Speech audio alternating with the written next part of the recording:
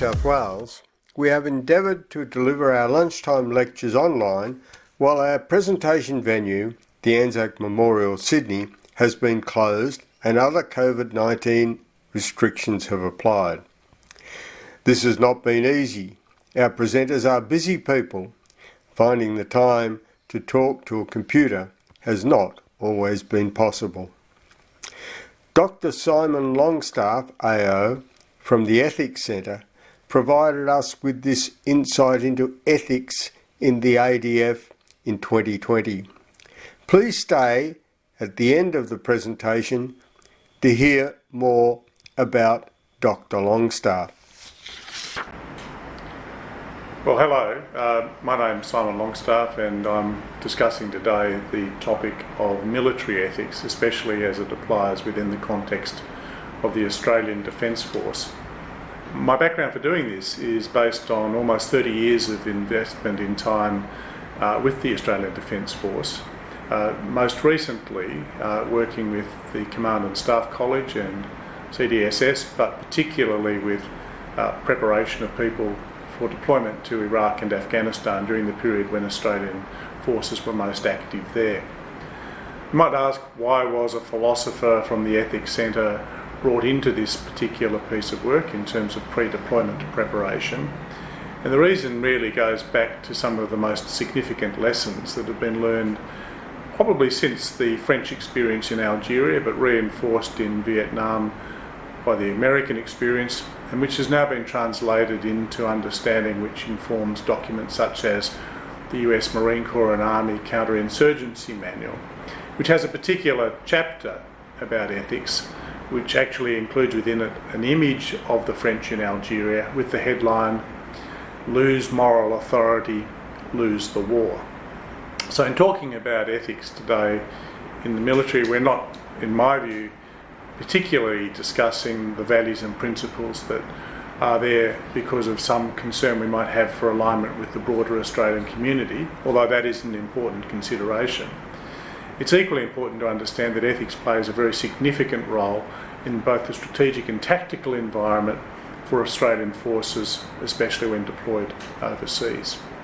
Why overseas? Because once you encounter forces offshore, you encounter a different set of considerations than would apply if we were simply defending our own continent. We're in interoperative situations with people with slightly different cultures, sometimes very different cultures, and thickening up the ethical skin around our own troops becomes a very essential consideration. So let me just take a step back now to the very beginning and start to unpack why these issues are of such significance. In the military context, one of the most important developments that we've seen over the last few decades is the rise of what are now known as strategic corporals.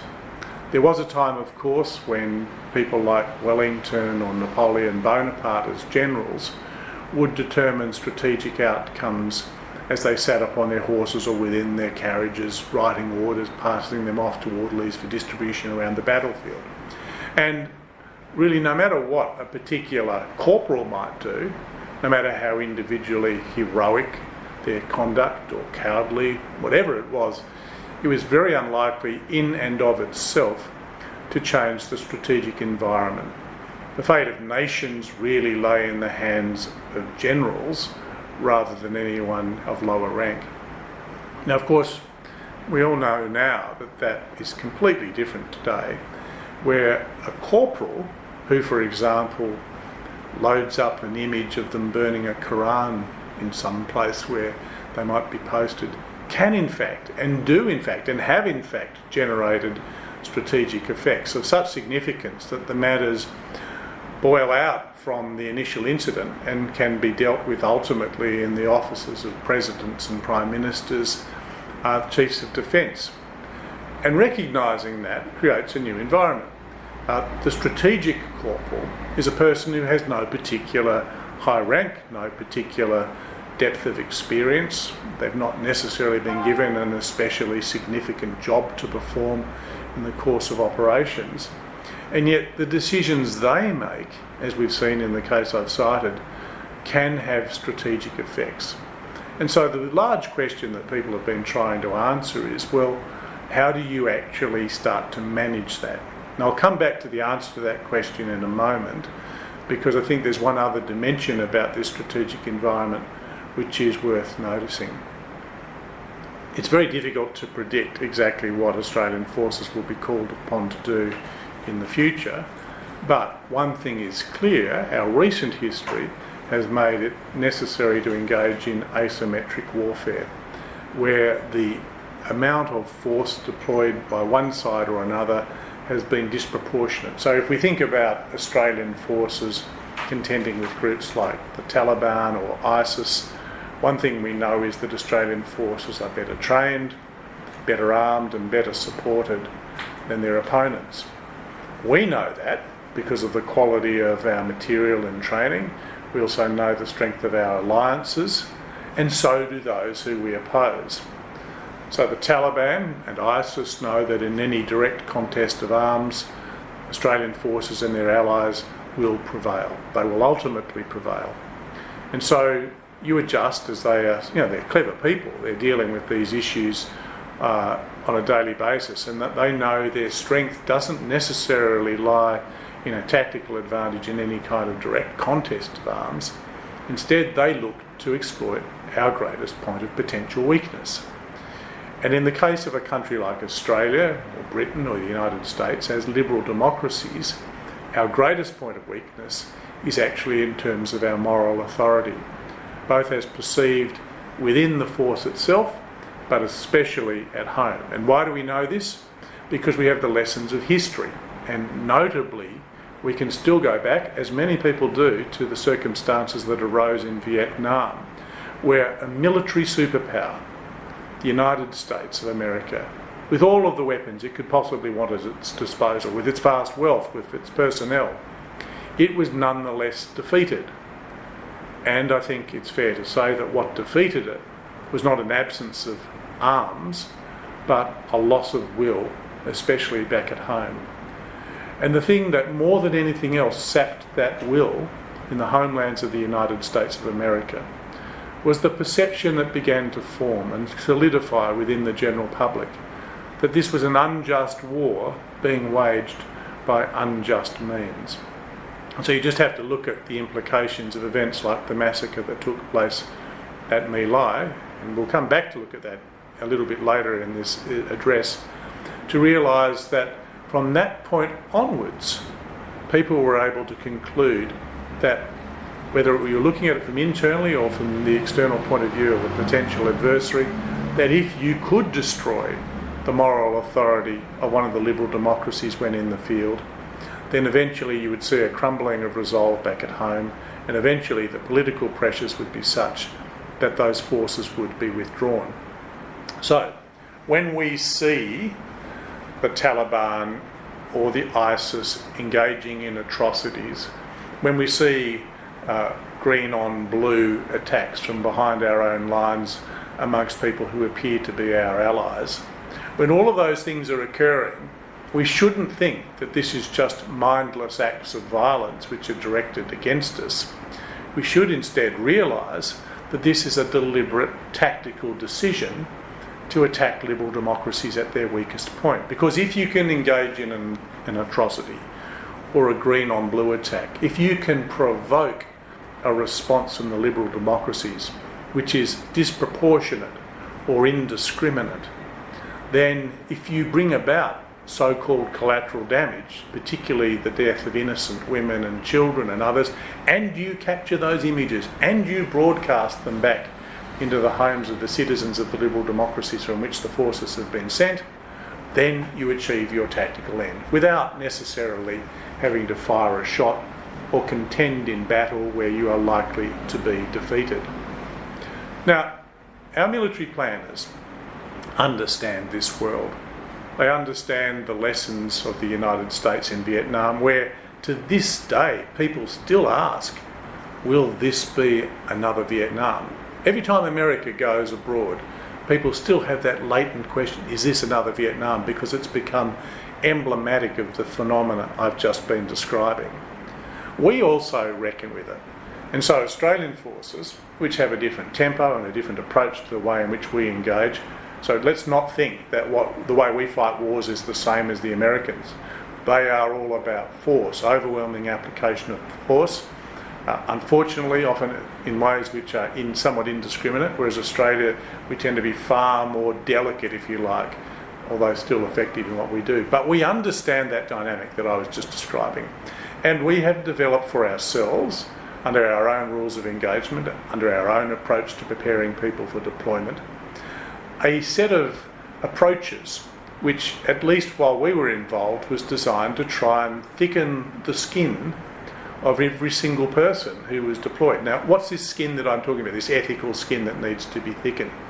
Well, if you think about people who ride motorcycles, they wear leathers, and they wear those because if they come off on an abrasive surface like a road and start sliding along, what they want to do is to have the leather take the punishment and eventually wear down by friction. The last thing they want to have is the punishment being taken by their own skin. So they wear leathers that are thickened up to protect them, just as people who go diving wear wetsuits to protect themselves from the cold waters.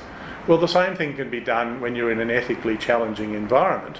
What you aim to do is to try and thicken the skin, the ethical skin in this case, so that when you're in an environment which has consciously been developed to be ethically abrasive, you don't lose your own skin. You don't find yourself prone to provocation, but instead maintain a very consistent view in order to be able to protect yourself from what your enemy seeks to impose upon you by their conduct. So let me just bring those two ideas together as kind of a starting point for why military ethics matters. It's not just about, if you like, being comfortable with the things you do. It's not even necessarily just about having a kind of a moral foundation for the profession of arms. These things are important. And I could have started there, but what I wanted to do is to actually give you the practical reason why this has become important. And it is twofold, as I said. The first thing being the rise of the Strategic Corporal, who now can generate strategic effects. And the second being entering into battle spaces where, in conditions of asymmetric warfare, your enemy, if they are weaker, will seek to take advantage of your potential vulnerability in terms of your moral authority. Just remember that headline from the US Marine Corps and Army manual: lose moral authority, lose the war. Now, let's look at what ethics starts to do in relation to how it works to help here. The first thing to realise is that the Defence Forces have learned decades ago lessons which are quite distinctly different to what many civilians believe about the way in which things are best organised and run. So if you ask an ordinary civilian about how does defence operate, particularly in terms of the armed services, they will probably tell you a story which is all about control and orders and discipline and obedience, and somebody saying when they're ordered to jump, yes sir, how high sir, that sort of thing that you're expecting.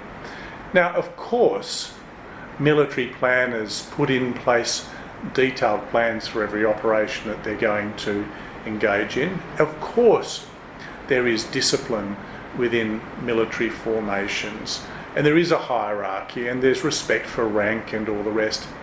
But what we also know is that those things themselves are not the most effective components when it comes to the exercise of command.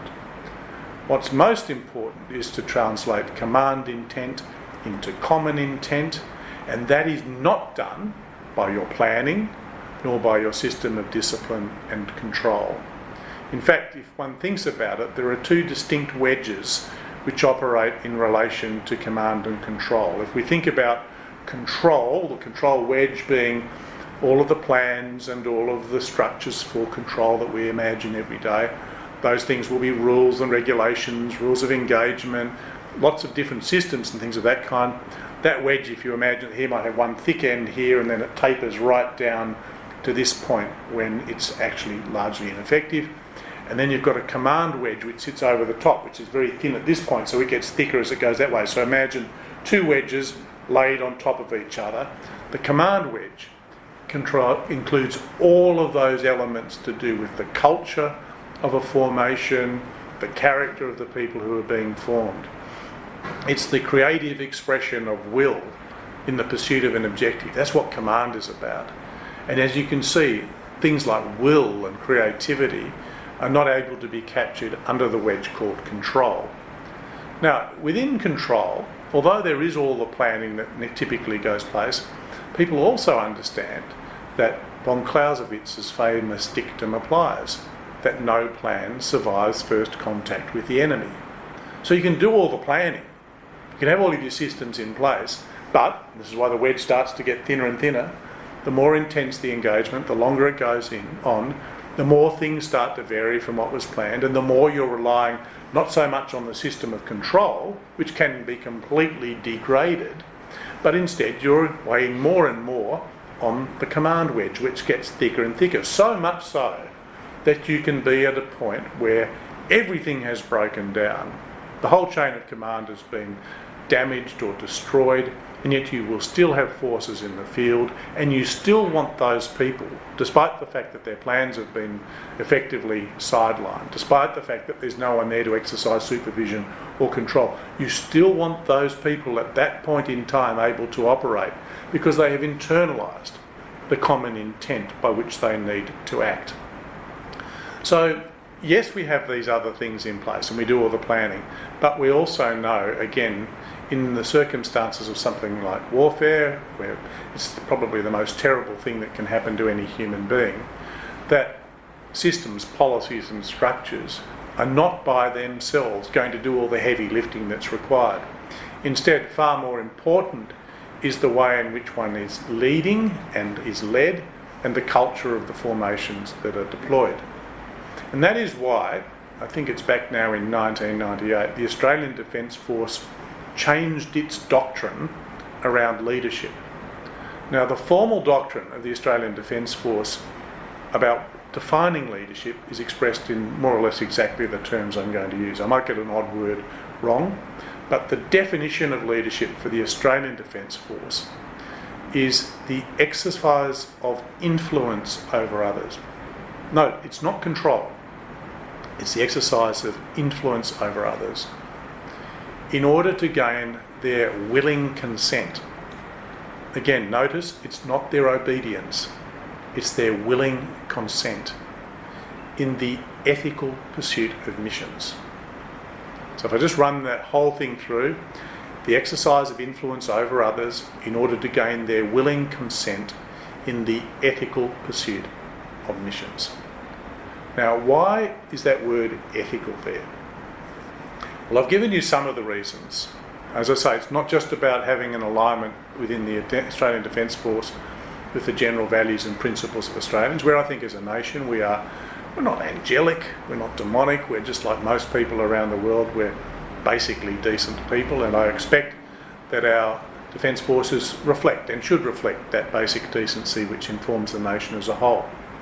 But the reason why that word ethical is embedded in that definition, which, by the way, I think is very different to what most civilians expect. I think they think it's about control and obedience and things of that kind, when in fact that just doesn't work. And the Defence Forces, of course, are the best equipped people in the whole nation to understand managing risk and driving performance, because for them, if you don't manage risk properly, it's not that you get a dent in the balance sheet or a bad headline.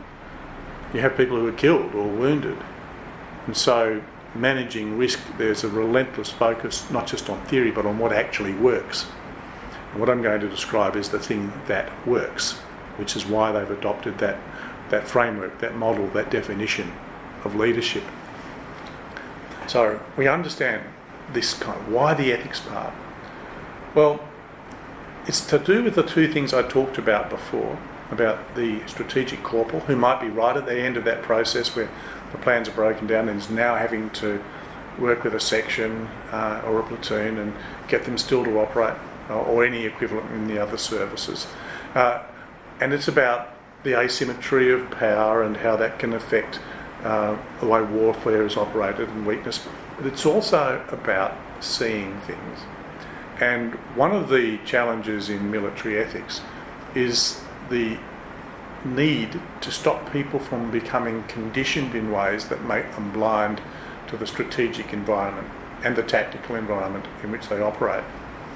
You might think it's strange that one would start to invoke notions of of blindness. But when we were working with the Defence Forces more closely in the pre-deployment phase, one of the concepts that we wanted to reinforce was the idea that good people can find themselves doing bad things without even realising it, without even seeing it. In fact, if you talk to people who've engaged in conduct which is of some questionable form, and you ask them at the time, why did you do it?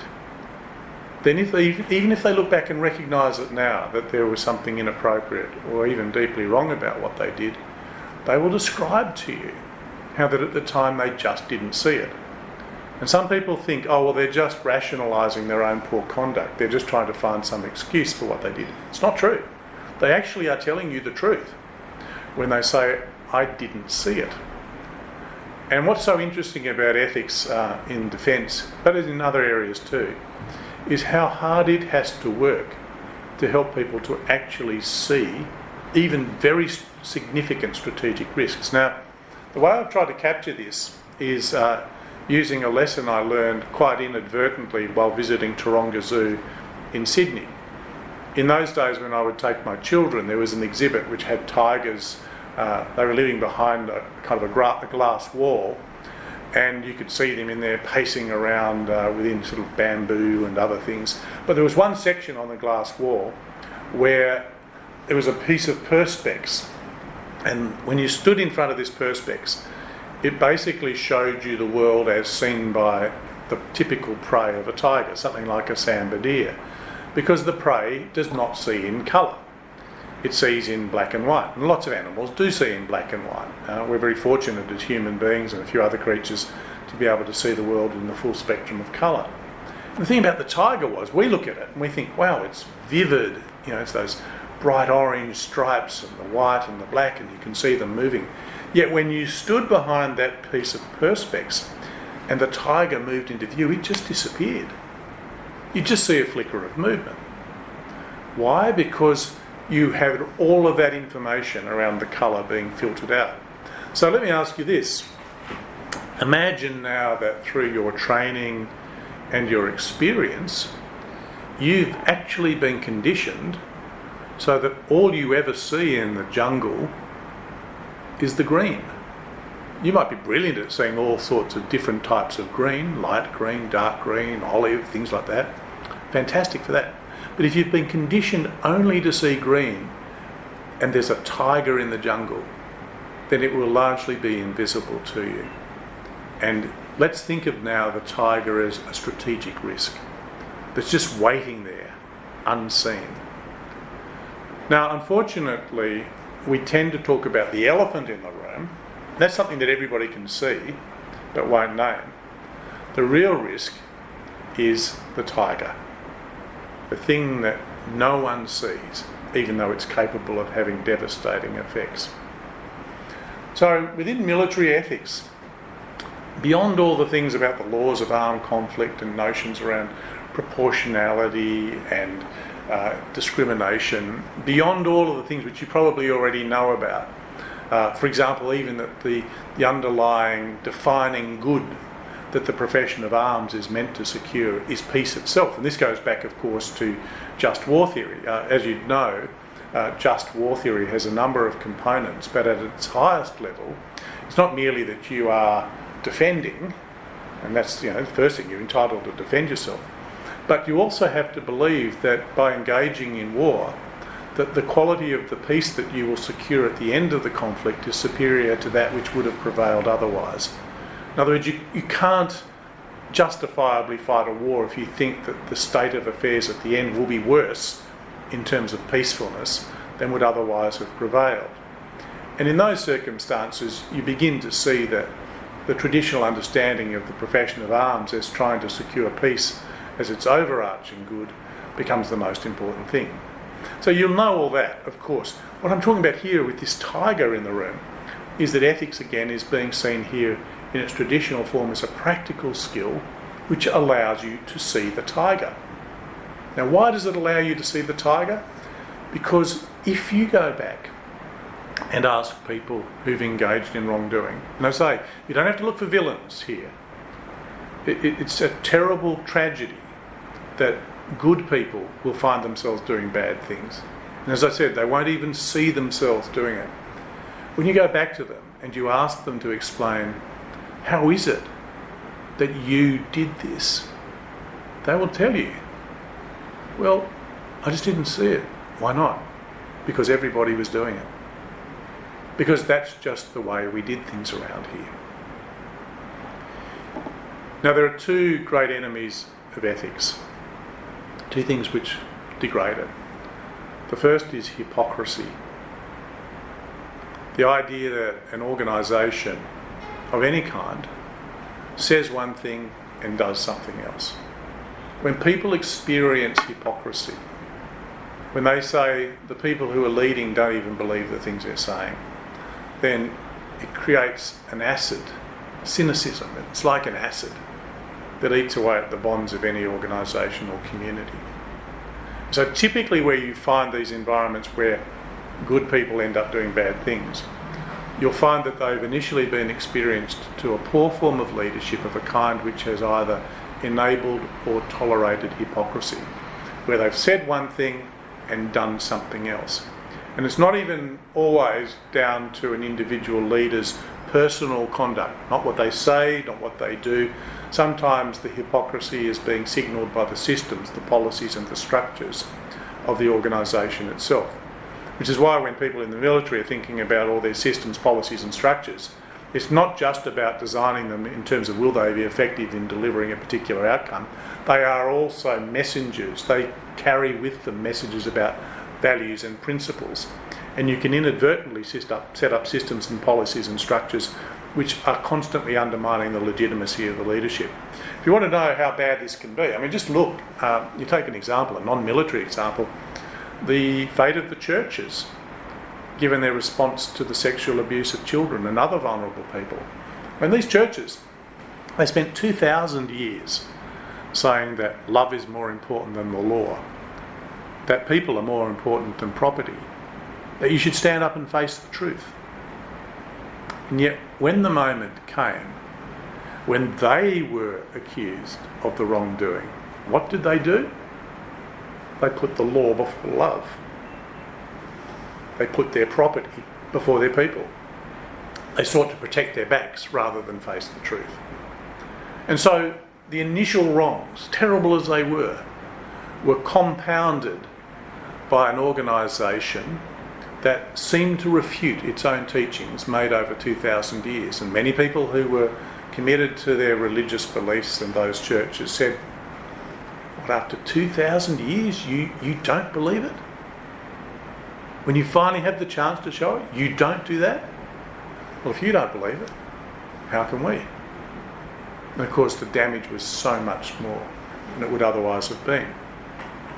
So, do bishops or CEOs in banks or prime ministers or commanding officers, do they wake up in the morning and say, okay, my job today is to see how much hypocrisy I can engage in between now and lunchtime. I want to go to bed tonight with lots of cynicism in my organisation. That's my aim? Of course they don't.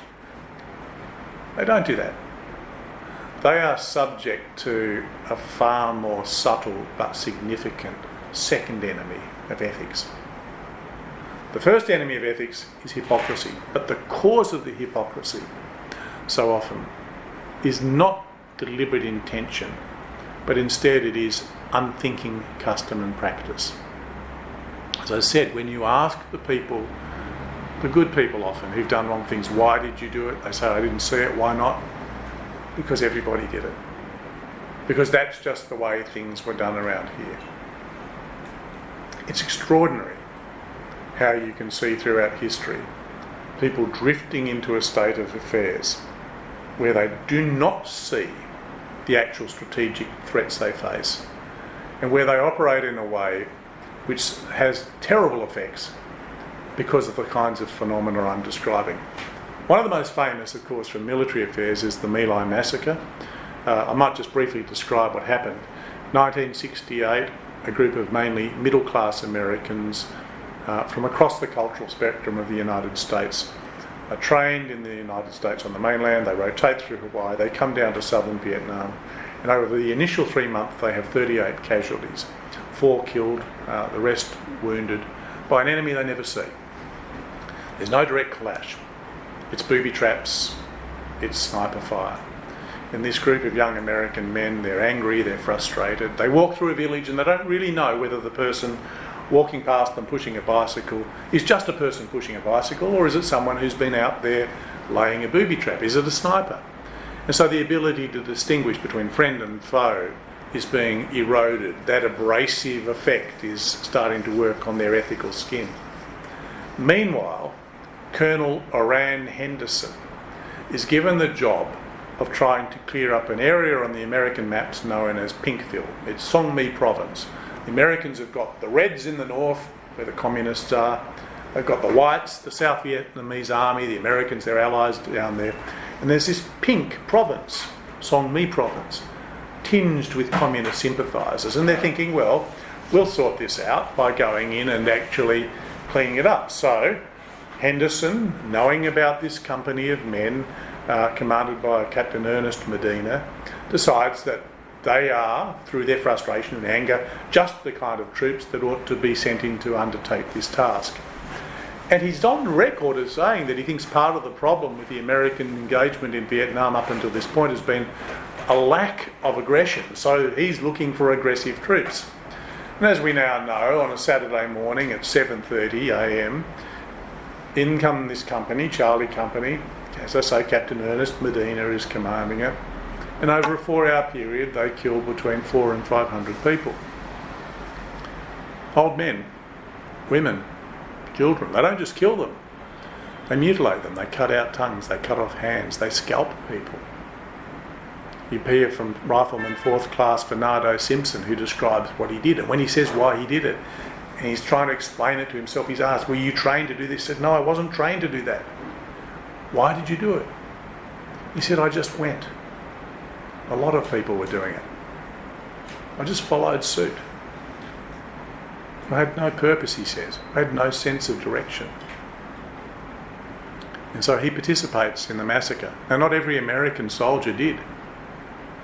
Michael Bernhardt, he was a tunnel rat, not very tall, very brave soldier, willing to go underground, hand-to-hand fighting. He said, no, I'm not going to do it.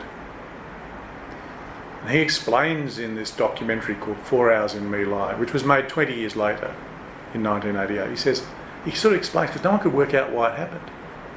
And he talks about how this group of men, sitting alone, isolated, for them it was the whole world. The rest of the world didn't matter. What people thought back of you in America didn't matter, he says. It was just what these people thought. And then he describes a mutation, 3 mutations in fact, in the values and principles of this unit of men. He said courage was seen as stupidity, that's the first mutation. Cowardice was seen as cunning and wariness, the second. And cruelty and brutality were sometimes seen as heroic. With those mutations in place, he says, I'm sure they didn't see it. He actually says that. I'm sure they didn't see it. Now, they tried to find out, had Ernest Medina ordered the massacre, overseen by people like Kelly, Lieutenant Kelly. Some soldiers said, yes, we were ordered to kill everything, cats, dogs, the lot. Others, like Bernhardt, said no such order was given. Ernest Medina and Oran Henderson, the colonel who put this operation together, they both swore that they had not ordered this kind of killing to take place. And yet, perhaps that's not the question. When it comes to military ethics, Ernest Medina may not have given those orders, but that's not the problem. The problem is that either he did not notice or he did not care about the mutation in those values and principles that I just described. And in that sense, he failed in his command. Because he failed to attend to the ethics of the troops he commanded. And his failure led to the death of those people in Vietnam, the ruination of their families. It led to people like Simpson, the rifleman 4th class who did participate in the massacre, subsequently taking his own life after the 3rd attempt. So the damage done extended back into the troops of Charlie Company. And it damaged his nation. So much so that to this point we still wonder about whether every engagement will be another Vietnam. All because they failed to manage the ethics. Now those two enemies of ethics in the military, hypocrisy, unthinking custom and practice, there is an antidote. And the antidote is a particular kind of leadership, which in a sense is what the ADF has been trying to get at. I call this form of leadership constructive subversion. What does it involve? It involves subverting not the institution of the Army, the Navy, the Air Force or whatever. It's subverting the tendency not to see things because you're engaged in unthinking custom and practice. But it's constructive subversion because the duty of the commander is not to impose their own idiosyncratic view of the world on their formation. It's not to destroy things. It's to help something like the ADF to become more like the thing it says it wants to be. In other words, it's to subvert those things which give rise to the perception of hypocrisy, to help build the skin around the organisation. But that kind of leadership requires what the military have always held to be the highest virtue. And again, many civilians don't understand this. The highest virtue in the military is not physical courage, it's moral courage. The moral courage to do what is right, to preserve the distinction, as Michael Ignatieff has made it, between the warrior and the barbarian. Anyone can be a barbarian.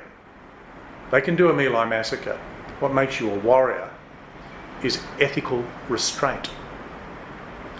So the Australian Defence Force has been taking all of this together, and it has been trying to build a model of leadership and to give it practical effect, in which command intent becomes common intent, so that every strategic corporal or private or sergeant or warrant officer or whatever in the equivalent services is equipped with enough of an understanding of the requirement for their own moral courage to maintain this ethical skin, so that in the abrasive world of warfighting, it's not scraped away to the point where you start to see a mutation in the core values and principles that ought to inform the decisions that are made on a day-to-day basis. And they're doing it knowing that all of these people are capable of having strategic effects, and that we're all prone to being conditioned not to see the tiger in the room. And that this requires extraordinary moral courage because so many people don't want you to do this work. The truth is that in any human organisation, if you exercise the kind of moral courage I'm describing, there will be people who say, look, just go away, leave me alone. Don't make us think about these things. We know our jobs. We've done it a million times before. Why are you asking a question about it now? Who are you to call attention to yourself? And superiors might say it's above your pay grade, but you've got to pick your moment.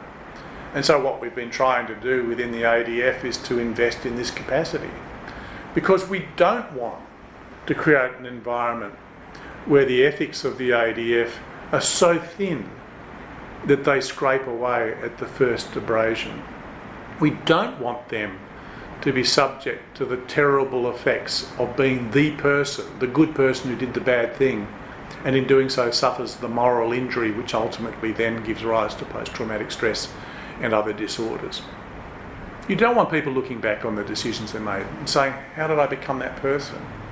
You don't want them to become Bernardo Simpson, dead on the 3rd attempt because of what he did, because he wasn't a bad man.